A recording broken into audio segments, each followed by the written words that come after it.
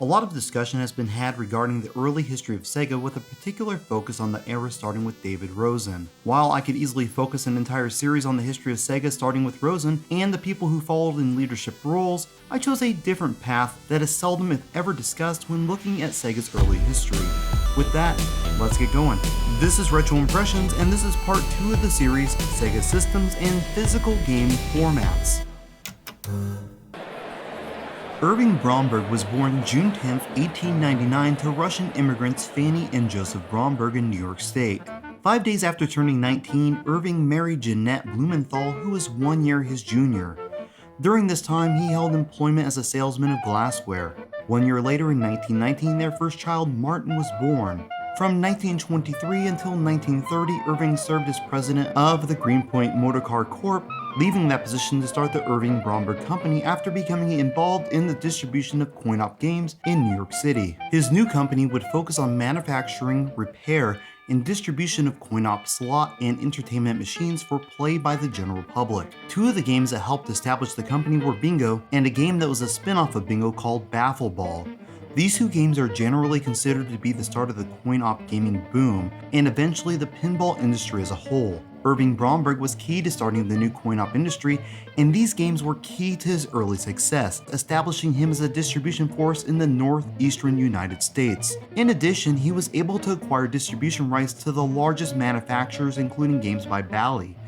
The growth was rapid, and the Irving Bromberg Corp. Became one of the best known and largest coin-op distributors on the East Coast. Irving sold his New York location in 1933 to the Supreme Vending Company and moved his family to Los Angeles in an effort to establish a presence on the West Coast while creating Standard Games to act as a new distribution arm for his company. While it's been said that Irving's son Martin worked in the business since the age of 12, he officially moved to Hawaii in 1940 to further the family business.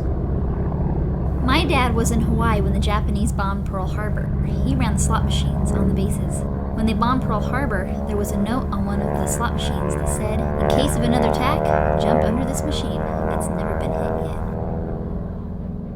During this time, a new branch called Standard Games Hawaii was established under the leadership of Martin. The company was sold in 1945, and later that year, Irving Bromberg, his son who had changed his name to Martin Bromley in 1943 for angelic reasons, along with their family friend James Humpert, founded a new company that would again focus on coin-op slot and entertainment machines, only this time they would market exclusively to US military facilities.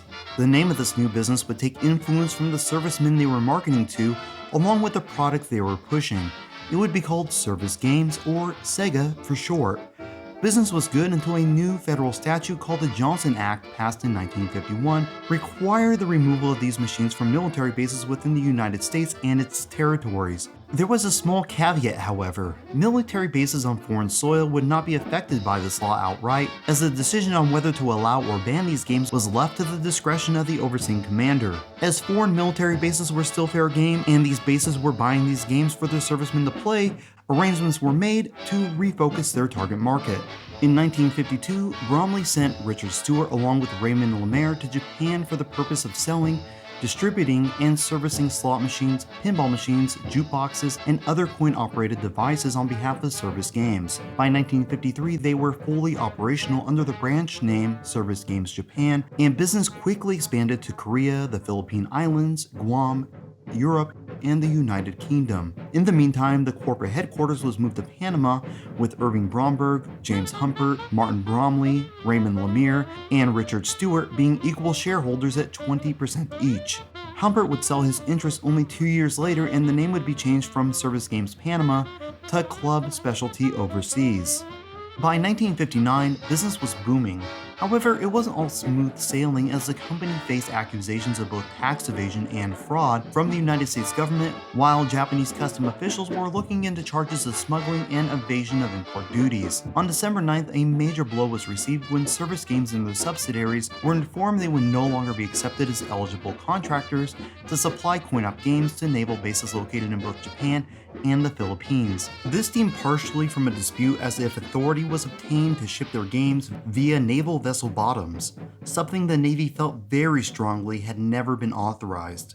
Service Games was dissolved in 1960 and restructured into 2 new companies, Ultimatic for distribution and Sega for manufacturing. Just months later, they would absorb the assets of the previously dissolved Service Games Japan. This was, in my opinion, due to two factors. The first was an effort to become eligible for naval contracts once again.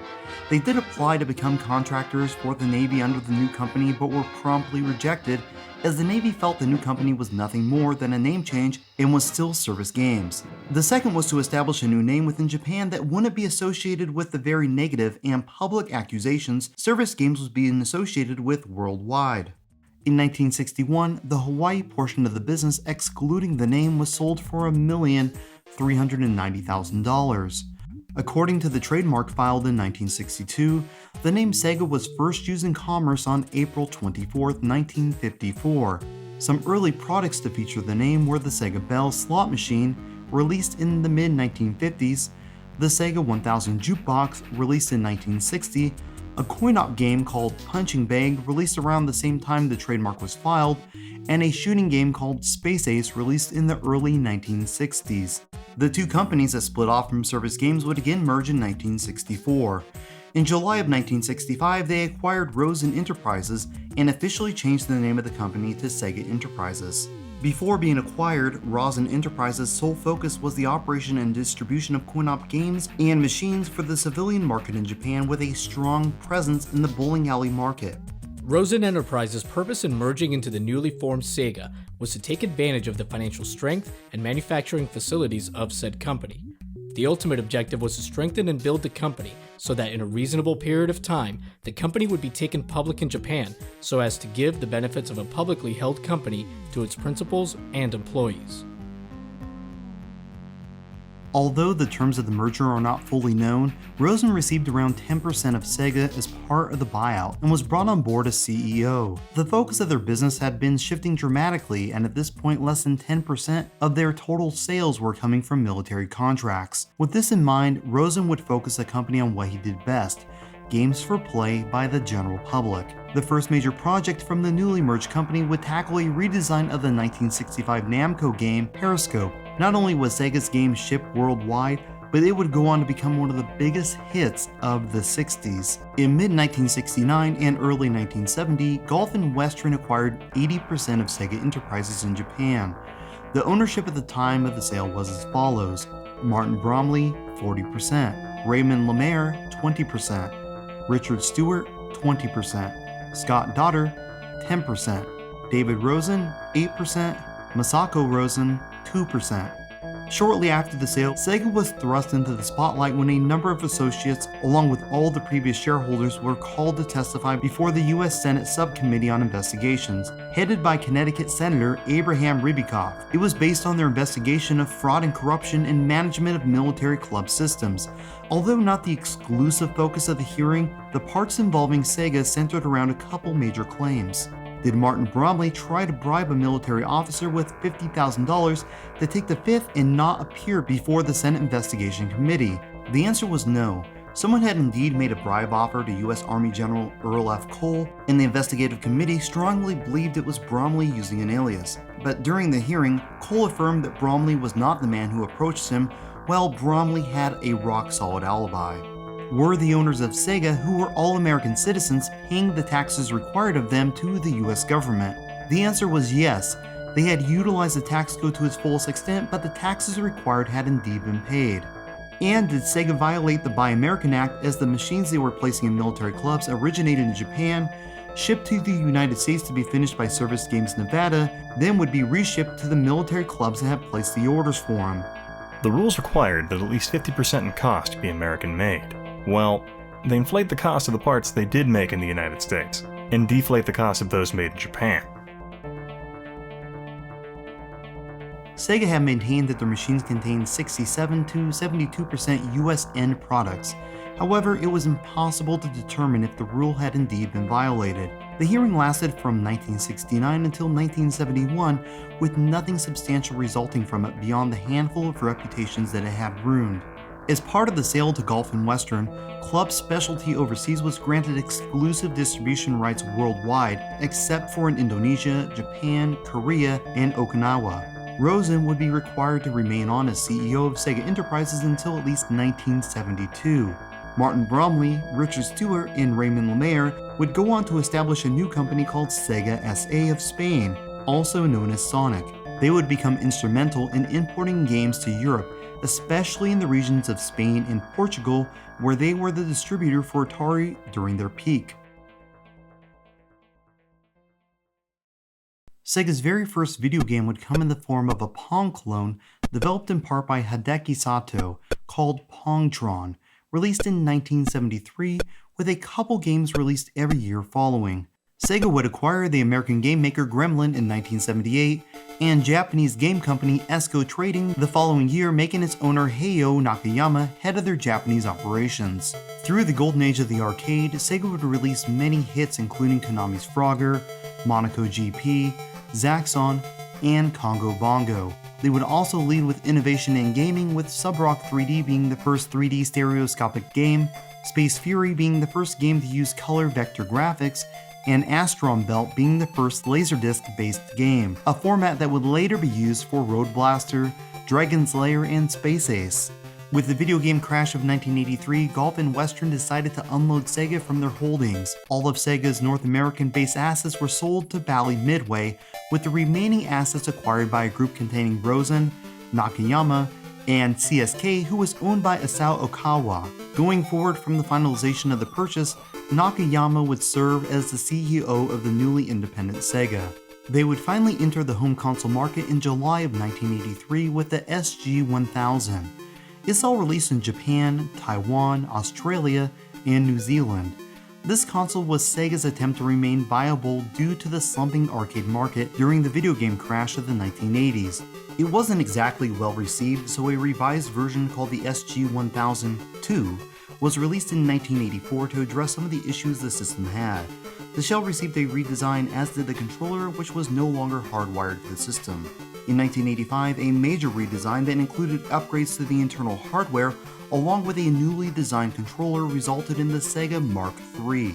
This is generally considered to be Sega's second attempt to gain market share from Nintendo, who was crushing the industry with dominating sales in Japan's home console market, with their Famicom system netting 95% of all sales. In fact, by 1985, the Famicom had sold 6.6 million units in comparison to 720,000 SG-1000 units. Thankfully, the Mark III fared much better, selling over 1 million units in Japan during its first year of release, leading Sega to believe they might finally have a system that could compete against Nintendo's juggernaut. As 1985 came to a close, Sega saw an opportunity to take on Nintendo in the North American market. Nintendo had released a limited number of their redesigned entertainment systems in test markets across America to great success. With that, Nintendo pushed forward with plans to roll out a nationwide release in 1986. Sega took note and intended to follow suit. They had a major problem though. There was no infrastructure left in North America outside of a small office located in San Jose, California. David Rosen, who was still with Sega as chairman, had since returned to live in California, but didn't want to return to a full-time position, so he set out to find someone capable of launching the new system in North America. He had just the person in mind, Bruce Lowery. Getting him to accept the job would be a challenge, however, as he was serving as vice president of sales for Nintendo of America, where he had helped to launch the NES. Lowery accepted the offer after meeting with Rosen and Nakayama, and was given near full autonomy over the new branch, calling it Sega of America. Bob Harris, who had built a career in marketing games, was the first to join the team, becoming VP of Sales and Marketing. The Mark III saw a redesign in lieu of its North American launch in 1986 under the name Master System. The console was unique as it could play games using a format called the Sega card, along with the standard ROM cartridges that people knew, something Sega had standardized with the SG-1000-2. The cards were quite a bit cheaper to manufacture, but came with a file size limitation of 32 kilobytes. From 1986 through 87, 15 games would release worldwide using this card format. Sega would abandon this format but would continue to support the Master System using the ROM cartridge until 1989 in the North American region. The card format was developed by Hudson as the B card for use on the MSX computers in Japan. If you think these look familiar, it's because NEC along with Hudson Soft would further develop these into the Hue card as a distribution medium for the PC Engine. This format would remain in use from 1987 until 93, with a lot of highly desirable games being released on the system. The standard ROM cart was originally available with only 1 meg of storage capacity. The 2 and 4 meg sizes were available shortly after launch, with 8 megs becoming available late into the console's life. It wasn't common for games to utilize this amount of space, but some titles that did include Virtua Fighter Animation and Street Fighter. For the most part, the package remained the same for all US releases from the time the system debuted until it ceased being sold in North America. The iconic white grid covered the background with a picture in the foreground. White was chosen for the background simply because Nintendo was using black, while the grid system was an inspiration taken from Apple computers. The games came in clamshell cases including any additional content the developer deemed appropriate, such as posters, manuals, and registration cards. The main difference came from Sega's 2-year partnership with Tonka. These games had a splash mark in the corner declaring what genre they fit into best. Sega was struggling to find its footing and the lack of games wasn't helping. This was primarily due to the extremely restrictive licensing agreement Nintendo required of developers publishing games on the NES. As 1987 came to a close, Nintendo had nearly 90% of the market share and it appeared to be growing. While we had gotten into all the retailers they did, we simply did not have the resources to compete against Nintendo's huge marketing budget, and the decision was made to look for a partner. We hooked up with Tonka, and they took over the distribution and put a tremendous amount of money into marketing dollars. They put in over $30 million into marketing. The partnership seemed like a great idea considering Tonka's massive market presence in the toy industry. Unfortunately, during this time, nearly all the infrastructure Lowery had built was shut down as Tonka took control and operations were moved to Minnesota. Sales started off strong, but Bruce Lowery and Bob Harris ultimately resigned over their dissatisfaction with the way things had played out. Lowery returned to Nintendo while Master System sales stagnated, with Tonka falling into financial hardship, putting a strain on their relationship with Sega. Negotiations were entered to mutually terminate their partnership in 1989, with Sega taking back distribution rights for North America in 1990. Sega and Tonka would mutually terminate their partnership in 1989. Sega, who had since shelved the Master System to focus on their next console, would take back distribution rights for North America in 1990. As stock of the original Master System depleted, a redesign called the Master System 2 was released in 1990. It was marketed as a budget console, and in an effort to reduce costs, some of the features were not carried over, including support for the 3D glasses and the removal of the card slot. By 1992, the Master System would cease to be sold in North America. In the end, the Master System would be considered a success, dominating the European and Brazilian markets, while struggling to find a foothold in North America and Japan. In an amazing twist of events, the system remains so popular in Brazil that it's still being manufactured and supported there to this day, making it the longest active console in the world. Join me in part 3 of this multi-part series as we explore the Genesis and its unique game formats. Thanks for watching. Feel free to leave a positive or negative comment letting me know your thoughts. Click subscribe and leave a like if you enjoyed the video. Until next time, I'm Jenovi, and this has been Retro Impressions and Reviews.